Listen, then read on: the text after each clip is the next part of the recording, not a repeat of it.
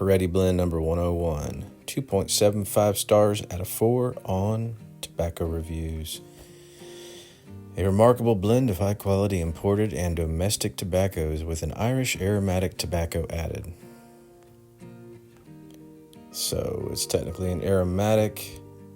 The flavoring is Irish mist. I detect no flavoring. I'm just going to let you know right now. If you'd have given this to me, I'd have never known it was an aromatic.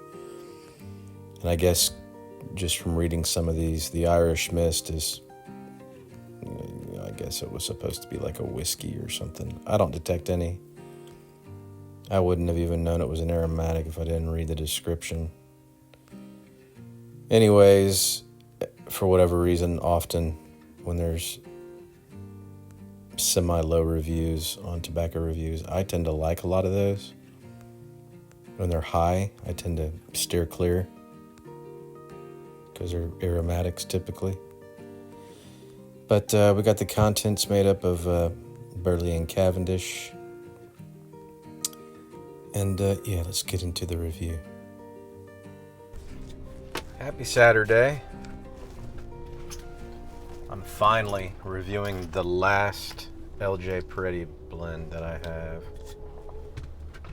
I think I had a total of 9 of them, maybe 10, I can't remember. I don't know, I've had like 5-6 cups of coffee today, which is ridiculous. I mean, I love coffee. I slept really piss poorly. Had weird dreams. I don't know that they were bad. I don't know that I remember them all that much, but they were peculiar.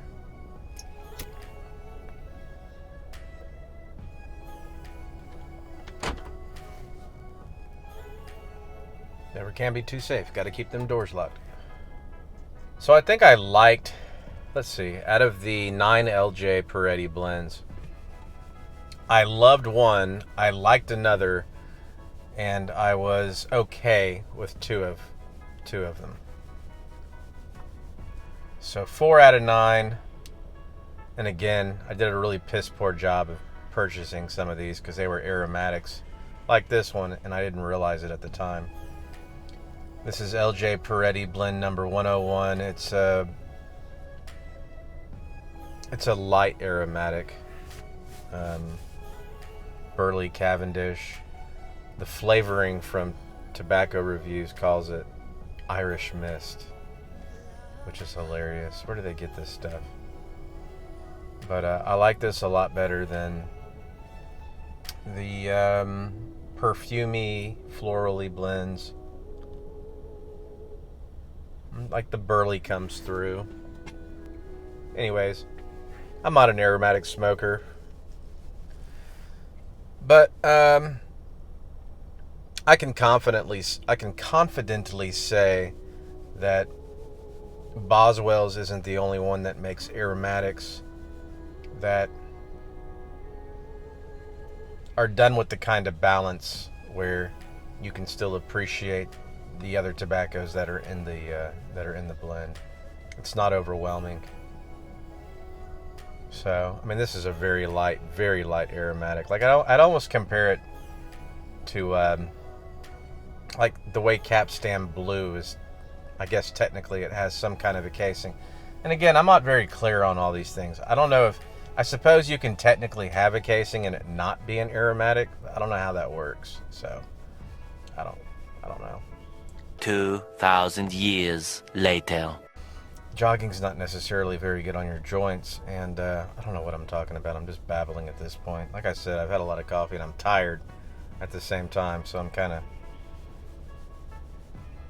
of straddling 2 different paradigms simultaneously, and I'm neither really in one of them completely. Let me finish talking about this, so if you want to leave, you can. I plan on making this a really short video, but I'm babbling. It's not bad. It's not great. It's okay. That's what I feel about this. It smokes cool. I mean, the Burleys come through it. Like, if I gave this to you and I didn't tell you it was an aromatic, I don't think most people would know. I know it's technically an aromatic because it's, it's been recorded to Tobacco Reviews. Even the Boswell's aromatics, I can usually tell, even if it's a light aromatic, because the tobacco is fluffy and kind of soft in a way where it's like they put something on this. There's maybe a little bit of that with this tobacco, but even the tobacco feels like a non-aromatic, so it must just be a very, very, very light arrow. I'm not tasting anything aromatic-ish about it. But yeah, if you gave this to me with a cup of coffee in the morning, I'd dig it. Will I buy this again? No. Will I say I like it? Yeah. It ain't special. Gets the job done.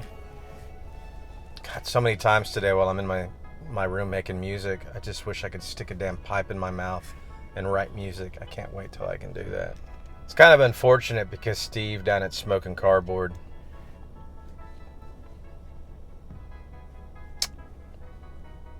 I don't know, he's had some kind of oral issues. I think the smoke, the tobacco, it's just disagreeing with his gums and his mouth or something. Nothing serious, but it looks like it's not in his best interest to smoke a pipe any longer, and that kind of makes me sad because it's going to limit, like, I don't want him to smoke a pipe, at the cost of his health by any means. Now, if he wasn't married, didn't have kids, I'd be like, hey, dude, come on, smoke your pipe. Who cares? You're going to die anyways. I'm kidding, but so that's kind of sad. I hope he can find a way to, I wouldn't blame him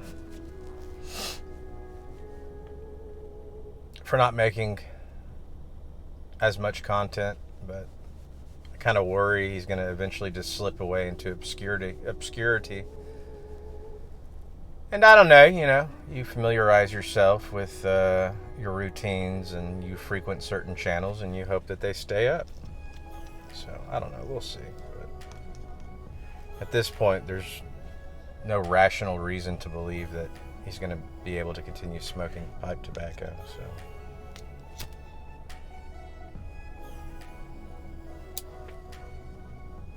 Maybe we can all get on occasionally and just have a cup of coffee and drink some tea and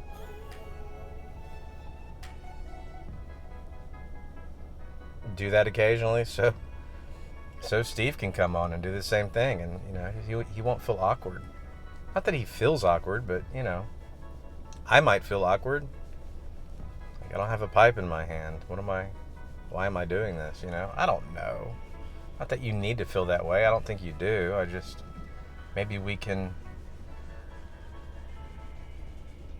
Maybe that would make it worse, my idea, right?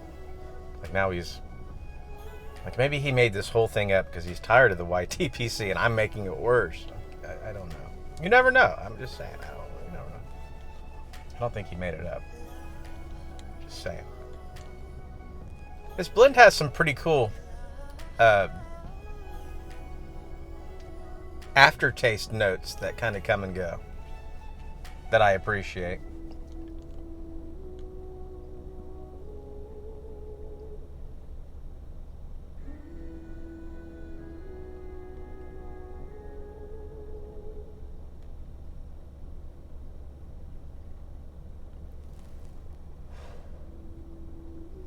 Something else I've been meaning to bring up besides the smoking cardboard thing.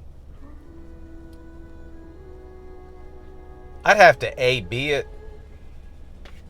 I'd have to do it within at the same time or simultaneously, I think is what I was trying to say.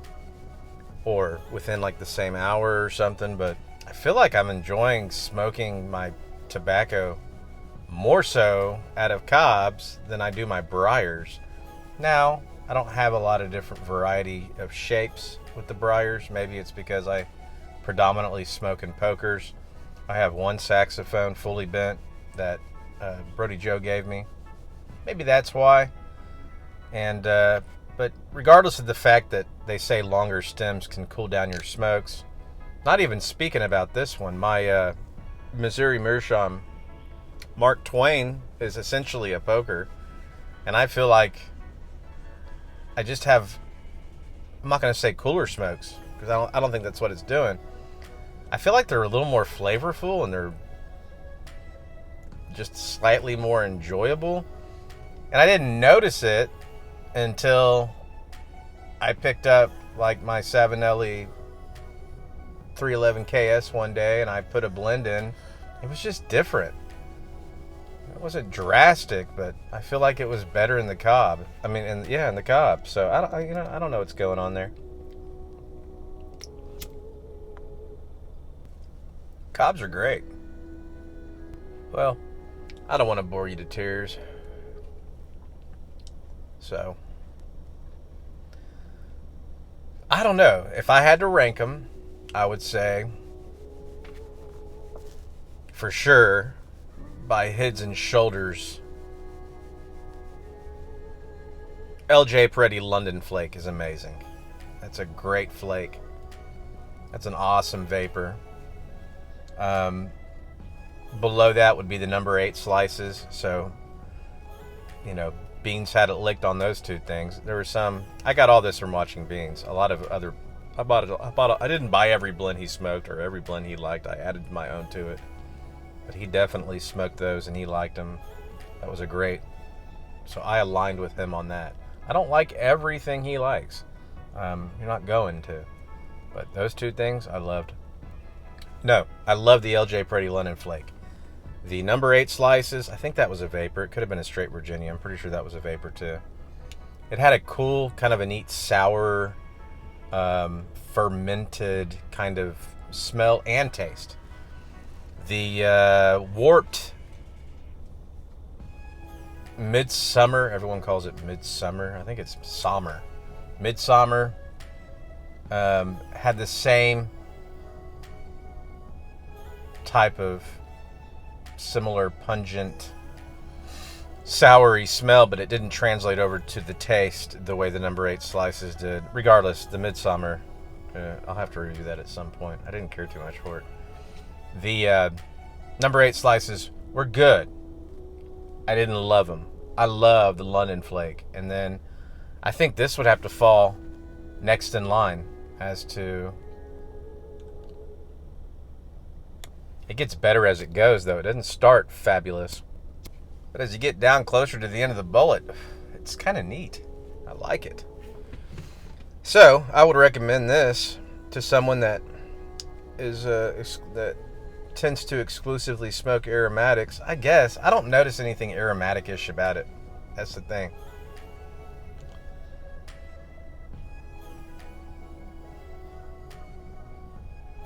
Irish Mist. That's the aromatic flavoring. What the hell does that mean? Irish Mist. Yeah, so. That's that. I don't know. I need to get this review out. I'm going to go grocery shopping. I'll probably upload this late tonight. Maybe tomorrow. I don't know. I'd like to go. I'm going to start attempting to write some backing music for my videos because I'm running out of the music with this video editing program I have. I'm getting tired of playing the same music. Just simple little ambient background stuff. Nothing, I don't have enough time to make great music. I guess if I practiced enough, maybe I can start making stuff I really like in shorter periods of time. The thing is with me, when I make music, I don't like I don't like walking away from something that I don't have the bulk of it in place.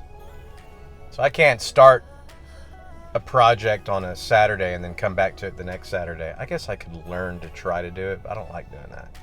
If I start something Saturday, I want to finish it by Sunday. Typically by Saturday night. It really gets in the way of me accomplishing anything. Crap. I hate when I do videos like this because I feel like most of it's been nonsense. And I don't know how to splice these long... I don't know how to... You can't splice... If you do videos wrong, I usually don't. I mean, my own subjective interpretation of what wrong is. If there's no flow and it's just all over the place, you can try to splice it up. But you usually only have two options, three options. Either just don't upload it, cut out the majority of it, which is probably what I'm going to have to do. Or as you're editing it, if you find that you can do a handful of splices and still make it cohesive and flow a little, I guess you can do that, but this is nonsense. I really just wanted to smoke my pipe, but I just have a touch of this left, and I kind of need to get this review out because it's about to be gone.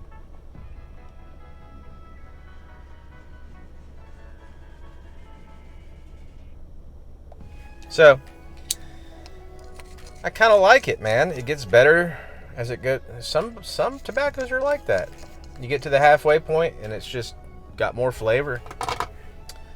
You start getting some nice aftertaste tones to it, and that's what this does. And it doesn't start that way. It kind of has a weird, I don't know if I want to say weird, but semi-spicy, kind of harshy retrohale in the beginning. It has a weird, I don't know, I can't say weird, a disagreeable type of retrohale in the beginning, and then all that goes away halfway down. It does some kind of neat stuff. If you gave this to me and you didn't tell me it was technically an aromatic, I wouldn't know. To me, I have not had an aromatic experience. Even the aromatics at Boswell's that are light, I know it's an aromatic. I wouldn't have guessed this was an aromatic at all. I don't trust tobacco reviews, though. I think they just put stuff in there. I think it's like Wikipedia. You can just add your own opinion, submit it. I don't know. It wasn't bad. I can't remember the other ones I liked. I think it was BPC. When I say liked, I meant I was indifferent to it. It was okay. I think it was like BPC and DD or something. I can't remember. Doesn't matter. I have it on record. What the hell am I going to eat? I'm going to go. I'll just keep talking. This is absurd. Y'all have a great weekend.